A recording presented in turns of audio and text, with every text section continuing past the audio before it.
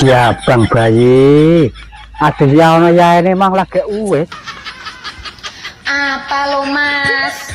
Jangan umum, ada sedikit bersubuh sampai ya ini kok lagi mentas. Gini nyopol ning jero jeding. Orang mandi lama sedikit aja udah protes lo sampean nih. Tak omongi ya, aja suwi-suwi lho ning jeding. Engko nek bedodok. Ya aku juga butuh cukur-cukur juga toh. Lah ben piye kok dadak dicukur barang?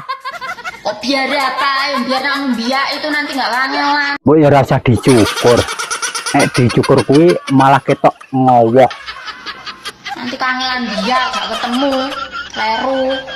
Lah nyatane lho ora tau kleru. Kamu leru ralimu ya.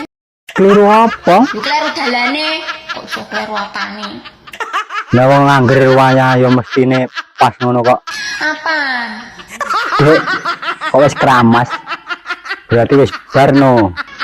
Bukan berarti kalau udah keramas itu berarti selesai datang bulan, Mas. Ya biasane awakmu nek wis bar ya keramas ya. Berarti lah aku selesai ini 3 minggu terus baru untuk keramas 3 minggu. Iya lucu sama nambuku kayak apa? Wedhus dibas. Sopo lho sing aran ambune kaya wedhus kuwi? Kok sampeane sing kok wedhus dibas? Koju. Ambune kaya wedhus awakmu ya nyosor ae ngono kok. Ayo toh, Dik. Wis ra betah iki lho. Tengah cerit ae, ta apa-apa. Itu ndak tahan ka lho. Lawang nganggur lho. Lah gunane duwe bojo nggo apa? Lah kok dolanan lawang kuwi. Kan aku ndak bisa lihat istri nganggur 1 minggu loh. Lah piye to? Kuwi ya tunggal kebutuhan. Dia kan kering dulu ngono lho, Mas. Selalu enggak membiarkan aku kering. Rasa garing-garing. Nek garing-garing kuwi lara to, Dik. Nek iso aja sampai garing. Aku gak dikasih istirahat loh. Lah wong wis istirahat seminggu ngono kok apa cek kurang. Mesin cuci aja butuh istirahat loh, Mas. Ayo toh ndang, rasa ngomel ae.